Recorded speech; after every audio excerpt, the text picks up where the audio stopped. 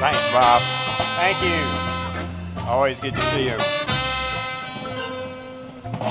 Boy, it's good to be back out. Good to see everybody again. I've finally been able to move around and get to shake hands and talk to people again. We miss the camaraderie and the intellect we get from talking to you and being around. And you learn a lot.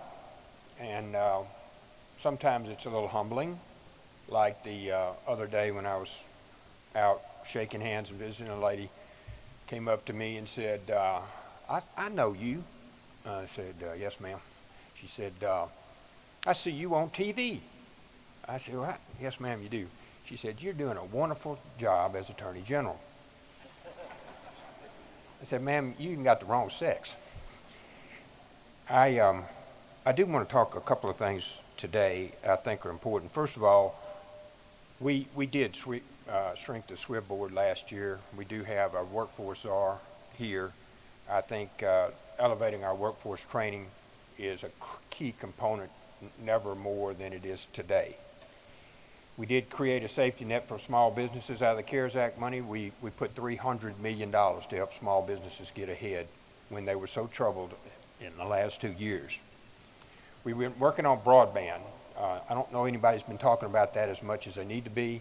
We put up $75 million. Co-ops put up another $75 million. At the last count, we had over 100,000 new homes that the co-ops had reached across Mississippi with broadband, and that was critical during the distance learning part. We gave you the ability to meet, have your board meetings without having to be in person. I thought that was critical. We used to do a lot of that.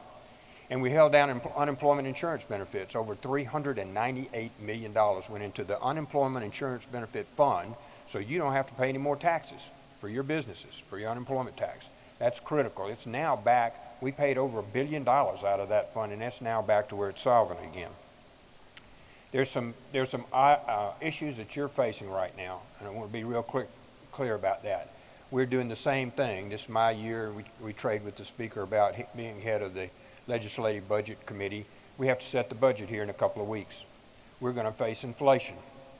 Nobody needs to tell you that we're going to have inflation, and significant inflation. Look at almost 50% increase in gas prices. Look at where you can't buy a refrigerator, or you can't buy a stove, and your lumber prices are, and all the way down the line, we are going to be faced with inflation in Mississippi, and we need to prepare for that at the state level, just like you're doing at your current level.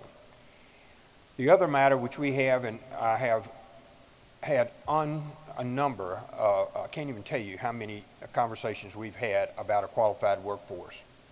Somehow, Mississippi still continues to only have about a 55 or 56% workforce in the workforce itself between age 16 and 64. Time after time, each and every one of you have talked to me about the fact I can't find anybody. And when I talk to companies and I say, look, what are you doing? Like one company I spoke to the other day, this in North Mississippi, that delivers concrete. How's it going? That's going fine, but I had to leave almost a third of my trucks in the place today. We didn't even leave the concrete company today. Why is that? Because I can't find any drivers. Well, how much do you pay them? $67,000 to start, plus health insurance and a retirement plan. They can make $75,000 or $85,000 a year working for me. That's what's happening in Mississippi, and we as a group and as a state need to be prepared for that, and we will be. It has been the very best years for many of you, and others like my hospitals and my restaurants have suffered greatly. We intend to make sure that all of us proceed at the same process. Last year we passed MFLEX. That was something the economic developers did in Mississippi. Watch MFLEX.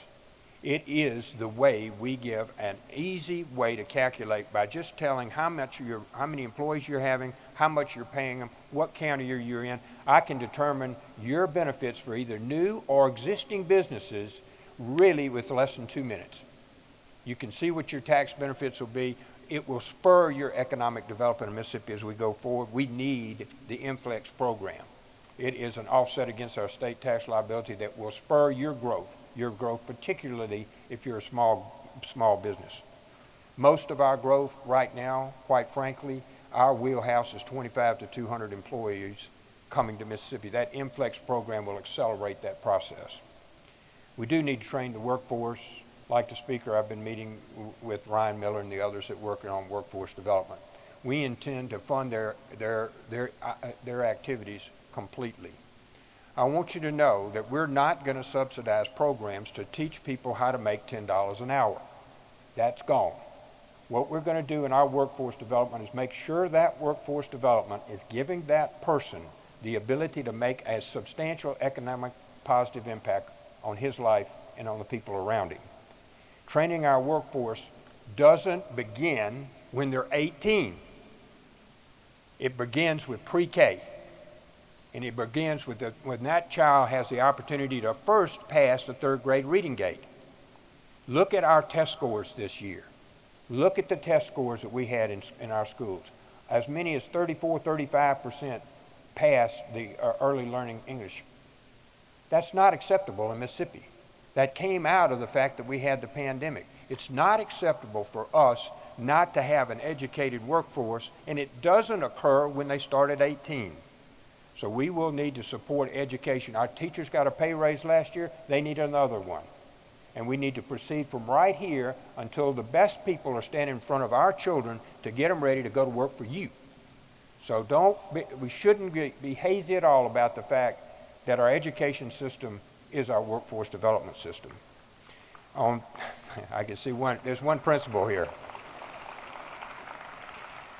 I want to talk about the American Recovery Act and how we're going to spend that money. We're at $1.25 billion. I just checked today. We're at $29 million over this month in revenue over anticipated expenses. Only thing I can say about that are two things. That's awesome, and the second, it won't last.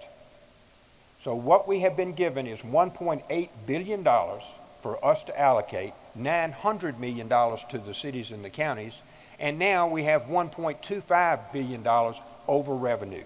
That's revenue the taxpayers of Mississippi gave to us, that you gave to us, businesses gave to us, gaming, all of the income streams that we have here. The legacy for the legislature this year, and for everybody that's in it or works there, is how we spend that money.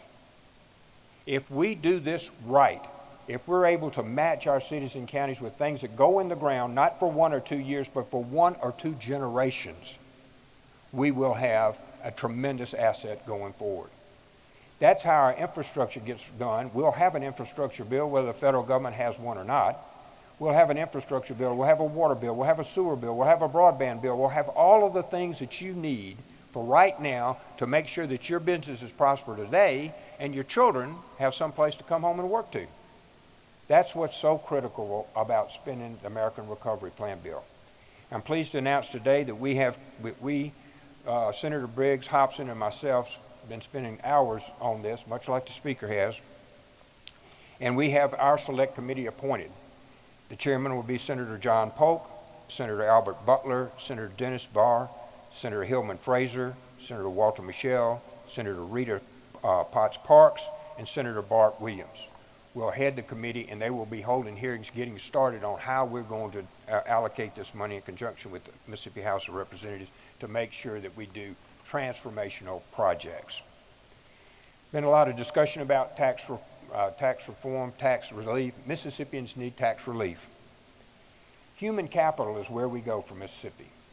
The human capital is the best thing we got. Our people are what we got. How many times have you had people come to you and say, I have never been to Mississippi before. You're the nicest people, the greatest people. That's our asset. And in addition to that, we have water. When you go past Dallas, Texas, there's no more water. We have low-cost electricity. We have the greatest agriculture in the world. We have so many things to sell in Mississippi, and part of that is our human capital. That human capital needs to be trained, and it will be trained in Mississippi. And on relief, that human capital needs relief. Raising taxes on businesses is not relief. Mississippians leaving more money in the hands of Mississippians is relief. Mississippians need tax relief, and this year they will receive that. I want to thank each and one of y'all for all of the things you do for the Mississippi economy. You are ground zero on what we do here. The role of the legislature is to make sure that we stay out of your way and you keep as much money to invest in your capital expenses and in your human capital. So thank you very much. We're looking forward to a really good year this year. Y'all hang with us.